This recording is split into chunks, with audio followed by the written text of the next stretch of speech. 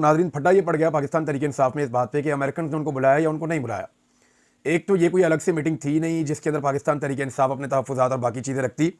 तहरीक इंसाफ को उसके लिए करना था तो अपनी लॉबिंग करनी थी, अपने ताल्लुकात बेहतर करने थे और हर जगह पर उन्हें काम करना था, तभी उनको मौका मिलता कि जो अमेरिकन आए हैं वो उनके सामने अपने तहफ़्फ़ुज़ात या अपनी चीज़ें रखते। फवाद चौधरी साहब ने जाके मिल लिया, कुछ और लोगों ने जाकर मिल लिया, लेकिन अब यहाँ पे जो है वो कुछ लोग ये कह रहे हैं हमें तो दावतनामा यही है, कुछ लोग कह रहे हैं जी बिल्कुल दावतनामा आया और गए नहीं। पाकिस्तान तहरीक इंसाफ के एक रहनुमा ने मुझे कुछ इन्फॉर्मेशन दी है और उन्होंने बड़े वसूख के साथ ये कहा कि अली अमीन गंडापुर साहब को भी दावतनामा आया था और उन्होंने बाद में मान लिया। लेकिन अली अमीन गंडापुर साहब ने कहा जी वफाक का कोई नुमाइंदा जाए और वो जाके वहाँ पे बात करे, तो मैं तो नहीं जा रहा। अली अमीन गंडापुर साहब नहीं गए। मेरे ख्याल में इसके पीछे एक रीज़न ये भी हो सकता है कि क्योंकि इस वक्त एक मुतनाज़ बिल है खैबर पख्तूनख्वा के हवाले से और अमेरिकन की और पाकिस्तान की एस्टेब्लिशमेंट की उसमें बड़ी दिलचस्पी है। तो अली अमीन गंडापुर साहब अगर मिलते तो फिर इस बिल के मामले में वो बहुत पीछे चले जाते। यानी अगर अमेरिकन से गंडापुर साहब मुलाकात कर लेते हैं और कल को ये बिल आता है असेंबली के अंदर, तो सारे अली अमीन गंडापुर को ब्लेम करते कि जनाब आपने अमेरिकन से मुलाकात कर ली है, आपने सौदा कर दिया अपनी मादनियात का। हालांकि इससे पहले भी उन पर इसी तरह के इल्ज़ाम लोग लगा रहे हैं कि जनाब कैबिनेट ने क्यों अप्रूवल दी एक ऐसे बिल की जिसमें सूबाई जो इख्तियारात है वो वफाक के पास जा रहे हैं या SIFC को फ़ायदा होने जा रहा है। कुछ लोग ये कहते हैं जनाब इसके अंदर तो वो अल्फाज ही नहीं लिखे हुए SIFC के। तो देखें 26वीं आईनी तरमीम में भी कहीं नहीं लिखा हुआ था कि आगे जाके क्या होगा, लेकिन फिर वो सारा कुछ हो गया ना। तो ज़रूरी नहीं है कि कानून के अंदर जो लिखा हो उसका मतलब भी वही हो, उसमें जो गुंजाइशें पैदा करनी होती हैं वो असल मतलब होता है। और ये कानून के और जो आइन के माहिरीन हैं वो इसको समझा सकते हैं।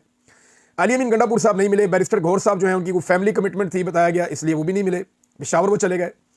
आमिर डोगर साहब को भी दावतनामा आया था, तो वो कमरुज़्ज़मान कायरा साहब के बेटे की शादी थी, कुछ लोग कह रहे हैं जी वो वहाँ चले गए थे, कुछ लोग कह रहे हैं कि शायद वो मुल्तान चले गए थे। शिबली फराज साहब ने जो है वो उन्हें नहीं बुलाया गया, तो उन्होंने क्योंकि वो सेनेट में अपोजिशन लीडर है ना, तो उन्हें नहीं बुलाया गया तो उन्होंने इसको बदनीयती करार दिया।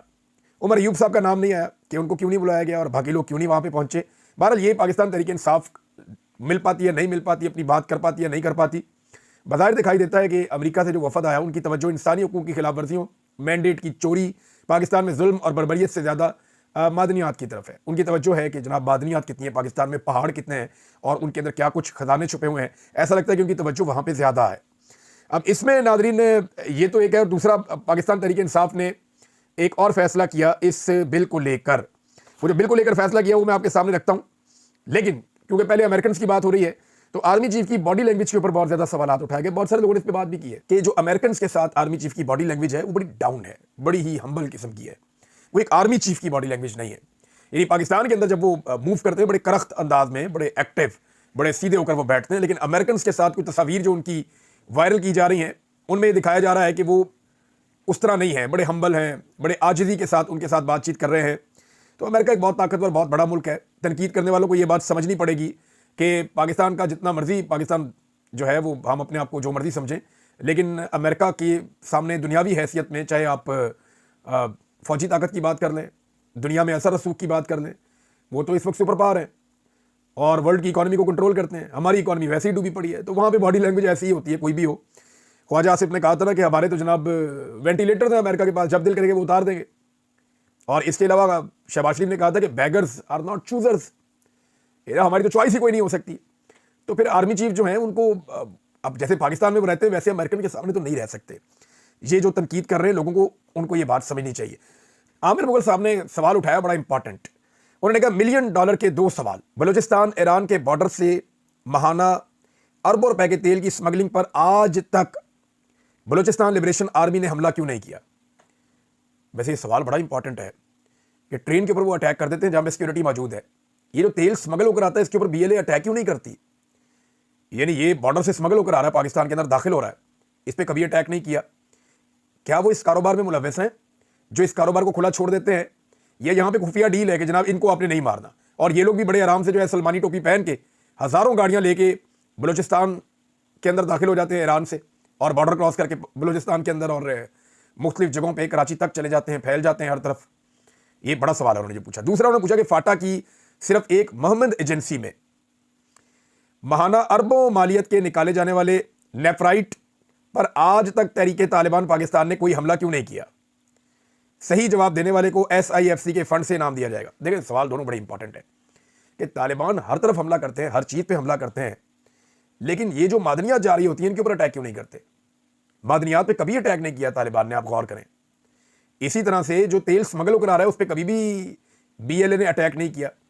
तो जो सवाल इन्होंने पूछा, 2 सवाल ही उठाए आमिर मुगल साहब ने, लेकिन एक सवाल और है, वो अक्सर अपने ज़हन में सोचते तो होंगे कि उनके ऊपर हर 5वें 7वें दिन एक नया मुकदमा क्यों हो जाता है। तो ये जो ट्वीट है इसके अंदर जवाब है कि जनाब जिस तरह के आप सवालात पूछते हैं ना, इस तरह के सवाल पूछने वालों पर इस मुल्क में मुकदमे ही होते हैं।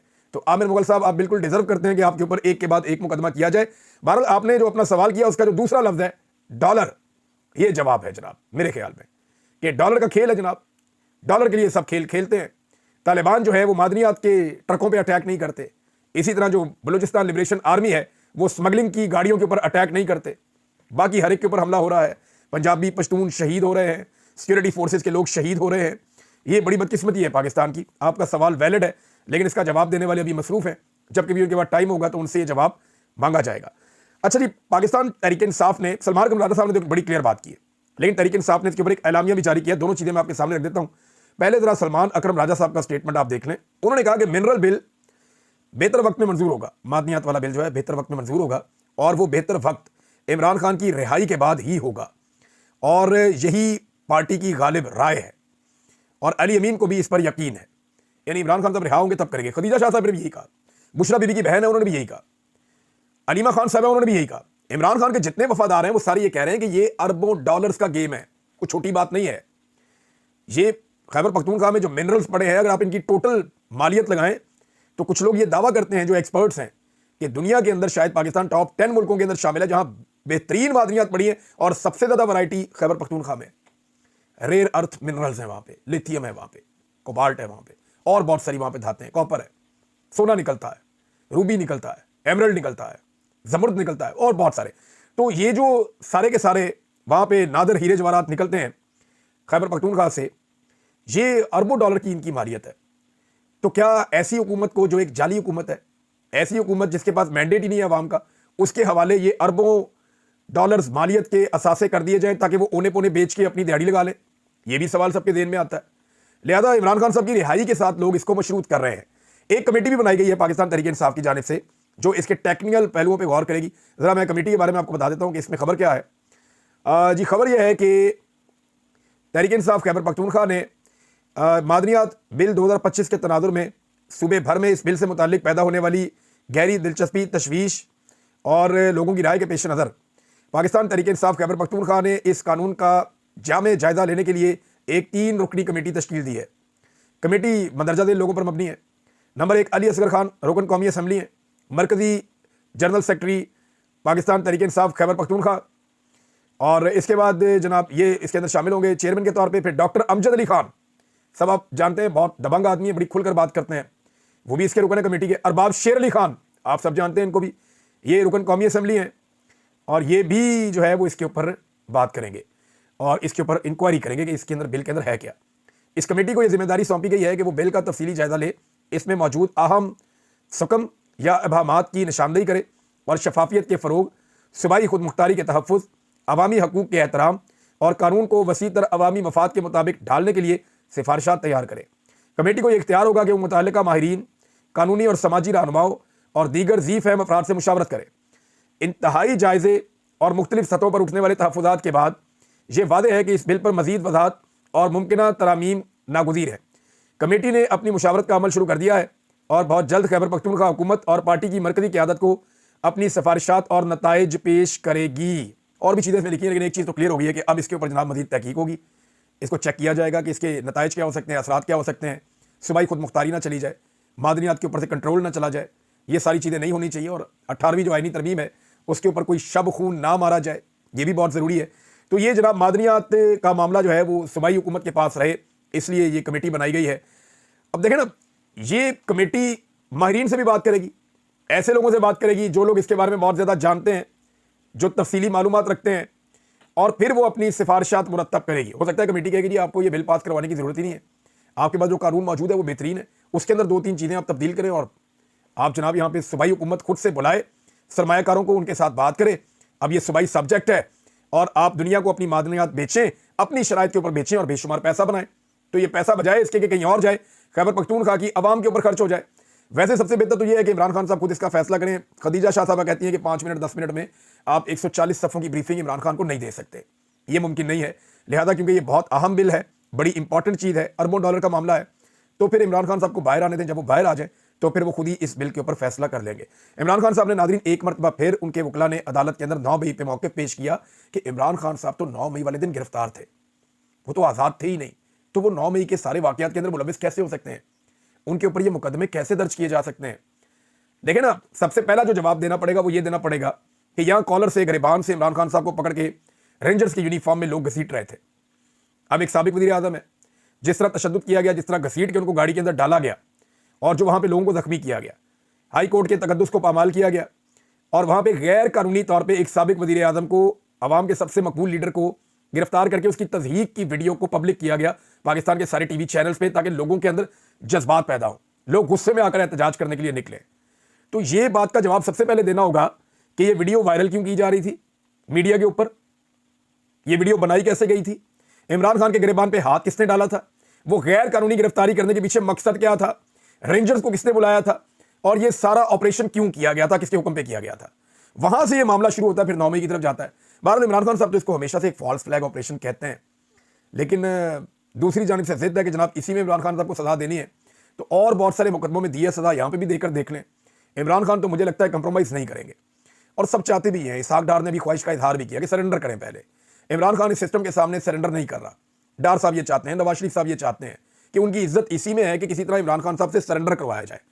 पाकिस्तान की मिलिट्री एस्टेब्लिशमेंट चाहती है कि इमरान खान साहब से माफ़ी मंगवाई जाए। अब ना वो माफ़ी मांगते हैं, ना वो सरेंडर करते हैं। वो ये कहते हैं कि पाकिस्तान की खातिर मैं रास्ता निकाल सकता हूँ, मैं अपने ज़ाती मामलात का बदला नहीं लूंगा। ये इमरान खान साहब कहते हैं कि जो मेरे ज़ाती मामलात हैं उनका मैं कोई बदला नहीं लूंगा, लेकिन मुल्क को तो आगे बढ़ाना है ना। अब डर उन लोगों को लगा हुआ है जिन लोगों ने जुल्म, बर्बरियत और जबर का बाजार गर्म किया पाकिस्तान में, जिन्होंने फस्तायत पाकिस्तान में राइज कर दी, वो लोग डरे हुए हैं। वो ये सोचते हैं कि हमने जो कुछ कर दिया है, इन गुनाहों की तो सजा मिलेगी और कल को हम सारे फंस जाएंगे जब कमजोर होंगे या हमारी इक़्तिदार हमारे हाथ में नहीं होगा। तो इसलिए वो सारे लोग डरे हुए हैं, सहमे हुए हैं और वो ये जानते हैं कि आज नहीं तो कल अवाम ताकत वापस हासिल कर लेगी, इक़्तिदार अवाम के मुंतखब नुमाइंदों के पास चला जाएगा और फिर उनके पास छुपने के लिए जगह भी नहीं होगी। वो कादी फायदी सा की आपने हालत नहीं देखी उनकी, हुलिया बदल के पता नहीं कहाँ फिर रहे थे। जनरल बाजवा को नहीं देखा, वो दुनिया के किसी मुल्क में खुले नहीं फिर सकते, वो जहाँ जाते हैं लोगों को घेर देते हैं। तो ये तो उनके हालात हैं, या तो ये पाकिस्तान में महफूज है जब तक कि यहाँ पे इनका इक़्तिदार है, या फिर किसी ऐसे मुल्क में जहाँ बादशाहत है, जहाँ पे जाके ये कहें जी हमें कोई जमहूरियत नहीं चाहिए, हमें यहाँ छुपा लें आप, लेकिन वहाँ रहने का मजा नहीं आता। बहरहाल अब ये बर्दाश्त तो करना पड़ेगा इन लोगों को जिन्होंने जुल्म किया। अलीमा खान साहिबा, उनकी जो इमरान खान साहब की तीनों बहनें हैं, इनके साथ जो सलूक मुखालिफिन ने किया वो तो किया और वो तो कर रहे हैं खवातीन के साथ जुल्म और ज़्यादती, लेकिन जो इनके साथ अपनों ने किया उसके बाद इनका शिकवा भी सामने आया। यानी जिस तरह पाकिस्तान तहरीक इंसाफ की क़यादत के लोग, कोई चला गया जनाब शादी में, कोई चला गया पार्टी में, सवाए साहबजादा हामिद रज़ा साहब के कोई भी इनके नज़दीक मौजूद नहीं था। इस बात की इन लोगों को बहुत तकलीफ है। अब इमरान खान साहब की बहनों ने एक स्टेटमेंट दिया है इमरान खान साहब की रिहाई के हवाले से। उन्होंने कहा हम अकेली अपने भाई के लिए काफ़ी हैं, हमें किसी की ज़रूरत नहीं है, अपने भाई को रिहा करा कर रहेंगे। ये है जी उनका जज्बा और जोश। अपने भाई को हम छुड़ा लेंगे, हमें किसी की ज़रूरत नहीं है, हम अकेली काफ़ी हैं बहनें, हम अपने भाई के लिए खड़ी रहेंगी। उन्होंने ये बात जो की है ना, ये बड़ी तकलीफ में की है। वो जानती है पाकिस्तान की आवाम इमरान खान के साथ खड़ी है, लेकिन वो ये भी जानती हैं कि अवाम और इमरान खान के बीच में जो एक लीडरशिप है वो खड़ी नहीं हो रही और बदकिस्मती है कि वो खड़े नहीं हो पा रहे। हालांकि उनके पास ये मौका है कि वो खड़े होकर तारीख में अपना नाम लिखवा सकते हैं, लेकिन मेरे ख्याल में वो इक़्तिदार के बारे में, सीटों के बारे में, अपने ज़ाती मफाद के बारे में इस वक्त ज़्यादा सोच रहे हैं, मुल्क और तारीख के बारे में शायद वो नहीं सोच रहे। अब जो इनके साथ सलूक हुआ इन बहनों के साथ, यानी ये कैसे हो सकता है कि इमरान खान की बहनों को, फैमिली को जेल के बाहर से उठाया जाए और लीडर्स पीछे ना जाएं, पीछा ना करें अपनी गाड़ियों में। यानी कुछ लोग गए तो है ना, तो बाकी लीडर्स क्यों नहीं गए, एमएनएस क्यों नहीं गए, सेनेटर्स क्यों नहीं गए, रोला क्यों नहीं डाला, उठा के उनको जाके अंधेरे में। बिलावल की पुप्पो को सिर्फ रात के वक्त जेल में मुंतकिल किया गया था, पूरे मुल्क में स्यापा पड़ गया था और इन खवातीन को अंधेरे में, दूर दराज इलाके में, वीराने में छोड़ दिया गया रात के वक्त। किसी ने चूं तक नहीं की पाकिस्तान तहरीक इंसाफ में से। मरियम नवाज की कमरे का दरवाजा टूटा था तो बिलावल ने कहा था कितने बेगैरत हो आप, कितने बेगैरत हो आप। आज कौमी असम्बली में कोई आवाज़ उठी या किसी मेंबर की आवाज़ उठी, बिल्कुल एक ऐसा स्टेटमेंट जी बड़ी मजम्मत हम करते हैं, वक्त आने पे इसका जवाब दिया जाएगा, वक्त आने पे जवाब दिया जाएगा। अगर आपके अपने घर की खवातीन के साथ ये हो तो क्या आप वक्त आने पे जवाब देंगे? आप इंतजार करेंगे कोई वक्त आए और फिर आप जवाब दें? गैरतमंद इंसान जो होता है ना, वो वक्त का इंतजार नहीं करता, उसको वहां जवाब देना चाहिए था। आपको मुंह से बात करनी है, आपने कौन सी जंग लड़नी है, आपने कौन सा हथियार पकड़ के गले पड़ जाना है, आपने अपने मुंह से बात करनी है, कम से कम खुल के मजम्मत तो करें इस मामले की। लेकिन वो भी नहीं हो रही। इमरान खान की दूसरी बहन है, उन्होंने भी एक बड़ी क्लियर बात की है और उन्होंने कहा जी कि इनकी नस्लें खत्म हो जाएंगी अगर इमरान खान को कुछ हुआ तो। ये नौरीन खान नियाज़ी साहब हैं कि इनकी नस्लें ख़त्म हो जाएंगी अगर इमरान खान को कुछ हुआ तो। इमरान खान साहब के साथ अल्लाह ताला की मदद है, अल्लाह ने उसको पहले भी बचाया, वो आइंदा भी बचाएगा। लेकिन ये उन्होंने वार्निंग दी है कि अगर इमरान खान को कुछ हुआ तो फिर नस्लें आपकी भी ख़त्म हो जाएंगी, आपके पल्ले भी कख नहीं बचेगा। नाज़रीन, अख्तर मेंगल साहब का एक ट्वीट है। सूरत हाल अख्तर मेंगल साहब के हवाले से मैंने आपको पिछले व्लॉग में भी बताई थी। इन्होंने कसीरुल जमाती एक कॉन्फ्रेंस की है, सिर्फ इसमें हुकूमती जमातें शामिल नहीं हैं, बाकी जमातें इसके अंदर शामिल हैं, और उसी जगह पे की है लखपास में जहाँ पे अख्तर मेंगल साहब धरना देकर बैठे हैं। देखें, ये होती है लीडरशिप। इन्होंने कहा हमने अपने सूबे की खवातीन को, अपनी बहनों को, अपनी कौम की खवातीन को हमने आज़ादी दिलवानी है। वो बैठे हुए हैं सड़क के ऊपर, उन्होंने ईद भी वहीं गुजारी, रमज़ान भी वहीं गुजारा, अभी भी उसी सड़क के ऊपर बैठे हुए हैं। वहीं पे उन्होंने ऑल पार्टीज कॉन्फ्रेंस बुलाई है। इनके ऊपर खुदकुश हमला भी हुआ, ये वापस नहीं गए। इनके ऊपर क्रैकडाउन भी हुए, ये वापस नहीं गए। धमकाया भी गया, ये वापस नहीं गए। रास्ते भी बंद किए गए, ये वापस नहीं गए, अभी भी वहीं बैठे हैं। अच्छा, जो डिक्लेरेशन है जो वहाँ से आई है, जब ये सारे इकट्ठे होकर बैठे, तो उसमें जो चीज़ें मैं बता देता हूँ। बलूचिस्तान के ज़ेर दस्तखत जमातें, बलूचिस्तान की मखदूश सूरत हाल, BYC के, यानी ये जो बलूचिस्तान की जो तंजीम है जो बनी हुई है, मारंग बलोच जिसको हेड करती हैं, उसके हवाले से उन्होंने कहा गिरफ्तार रहनुमाओं डॉक्टर मारंग बलोच, बेबो बलोच, गुलजादी बलोच, बिबर्ग बलोच और शाजी सबगतुल्लाह बलोच और दीगर की गैर कानूनी गिरफ्तारियों और बलूचिस्तान की वफाकी आइनी हैसियत को नौ आबादी में तब्दील करने के अमल की शदीद अल्फाज में मजम्मत करते हैं। तमाम गिरफ्तार असीरान को फिलफौर रिहा किया जाए ताकि बलूचिस्तान में तलखी को कम करना सियासी माहौल की क़याम के लिए बेहतर होगा। तलखी तो कम करें ना, बंदे तो छोड़ें पहले। हम बलूचिस्तान की वफाकी वहादत की हैसियत की बहाली, खुफिया इदारों की मुदाखलत, सियासी जमहूरी जदोजहद करने वाली जमातों और BNP की पुरअमन लॉन्ग मार्च को रोकने और सरदार अख्तर जान मेंगल समेत सियासी कायदीन को खुद को हमला आवरों के रहमो करम पर लखपास के मकाम पर छोड़ने के नारवा अमल को इंतहाई तशवीशनाक और गमो गुस्से की निगाह से देखते हैं। क्योंकि ज्यादती हुई है सारी की सारी, और जिस तरह लोगों को छोड़ा गया खुद को हमलावर के रहमो करम पे, उसके ऊपर भी उन्होंने मजम्मत की है। वो कह रहे हैं बड़े गमो गुस्से की निगाह से हम देखते हैं। हम सियासी जमहूरी जमातें बलूचिस्तान के मसले के हल के लिए जमहूरी आइनी और गैर मुतशद्ददाना जदोजहद की ना सिर्फ हमायत करते हैं बल्कि रियासत और रियासती इदारों की जारहाना पॉलिसियों को वफाक के लिए तबाहकुन समझते हैं। ये आखिरी जो पैराग्राफ ना, ये बहुत इंपॉर्टेंट है, इसको गौर से सुनिएगा कि ये कितना बड़ा मौका है। हम बलूचिस्तान के मसले के हल के लिए मुनक्कदा हालिया कौमी सलामती कमेटी के इजलास के फैसलों बिलखसूस हार्ड स्टेट यानी ताकत के इस्तेमाल को मुल्क में मजीद इंतशार और इज़्तिराब का बायस बनने का जरिया समझते हैं। लिहाजा रियासत ऐसे सख्त गिर पॉलिसियों से ना सिर्फ इज्तनाब करे बल्कि आईन पर मुकम्मल अमलदारी को यकीनी बनाते हुए बलूचिस्तान के मसले को हल करें। फिर पार्टियों के दस्तखत हैं। अब ये समझें आप बात कि ये पार्टियां इकट्ठी होकर क्या कह रही हैं, रियासत को, रियासती इदारों को, मिलिट्री एस्टेब्लिशमेंट को, हुकूमत को। वो ये कह रहे हैं कि आइन के ऊपर अमल दरामद कर लें, बलूचिस्तान का मसला हल कर लें। अब ये लोग आइन की बात कर रहे हैं, जमहूरियत की बात कर रहे हैं, इंसानी हकूक की बात कर रहे हैं, और एक आइन के दायरे के अंदर रहकर बात कर रहे हैं और अपने एहतजाज के आइनी हक को इस्तेमाल करते हुए बात कर रहे हैं। अब ये इन लोगों को अंगेज करके आप तनहा कर सकते हैं अस्करियत पसंदों को। वो जो लोग दहशतगर्दी करते हैं, वो जो लोग कत्लेआम करते हैं, उनको अगर आप मौका नहीं देना चाहते तो फिर आपको इनको मौका देना पड़ेगा। दोनों में से एक ही चीज हो सकती है ना, या तो आप आईनी तरीके से, जमहूरी तरीके से लोगों को उनके हुकूक दे दें, नहीं तो फिर आप जो लोग हथियार उठाकर पहाड़ों पे चढ़े हुए हैं उनको आप तकवीयत देते हैं कि जनाब आपका तरीका ठीक है, इनकी तो हमने बात माननी नहीं है। ना हम जमहूरियत में मानते हैं, ना हम आइन में मानते हैं, ना हम एहतजाज में मानते हैं, ना हम बातचीत में मानते हैं, ना हम मुज़ाकरात में मानते हैं, ना हम किसी कानून के अंदर मानते हैं। हम इन चीजों में नहीं मानते। आपका रास्ता ठीक है, आपने बंदूकें उठाई हुई, आप अटैक जारी रखें। लोगों की हमदर्दियां फिर उस तरफ चली जाती हैं, उम्मीदें फिर उस तरफ चली जाती हैं। तो आसान तरीका यह है कि लोगों की उम्मीदों को सियासतदानों के साथ जोड़ें। जो लोग जमहूरियत और आइन की बात करते हैं, लोगों की उम्मीदों को यहां जोड़ें, बजाय इसके कि जो पहाड़ पे हथियार लेकर खड़े हैं, आप लोगों की उम्मीदों को वहां मोड़ देते हैं। रियासत के पास ये एक मौका है और उन्हें इस मौके से फायदा उठाना चाहिए। याहिया अफरीदी साहब का एक स्टेटमेंट है, छोटा सा स्टेटमेंट है, पढ़ के मैं गुजर जाऊंगा। उन्होंने कहा जी मेडिकल ग्राउंड पर जमानत दी तो तमाम कैदियों को देनी पड़ेगी फिर इसी ग्राउंड के ऊपर जमानत। आपको याद है एक अदालत वो भी थी याहिया अफरीदी साहब, जब कहा गया कि अगर नवाज शरीफ साहब को कुछ हो गया तो जिम्मेदार कौन होगा, क्या हुकूमत जिम्मेदारी लेगी? फिर प्लेटलेट्स गिरते हैं और अदालत नवाज शरीफ को स्टाम्प पेपर पे निकालती है 50 रुपए के, और सिर्फ इलाज के लिए घर नहीं भेजती, पाकिस्तान से बाहर बरतानिया भेज देती है। नवाज शरीफ के लिए कानून और बाकियों के लिए और, उमर चीमा के लिए कानून कुछ और है, यास्मीन राशिद के लिए कानून कुछ और है, महमूद रशीद के लिए कानून कुछ और है, इजाज चौधरी सख्त बीमार है उनके लिए कानून कुछ और है, शाह महमूद कुरैशी के लिए कानून कुछ और है, और नवाज शरीफ के लिए कानून कुछ और है। इमरान खान से तो नवाज शरीफ का मुवाजना बनता ही नहीं ना।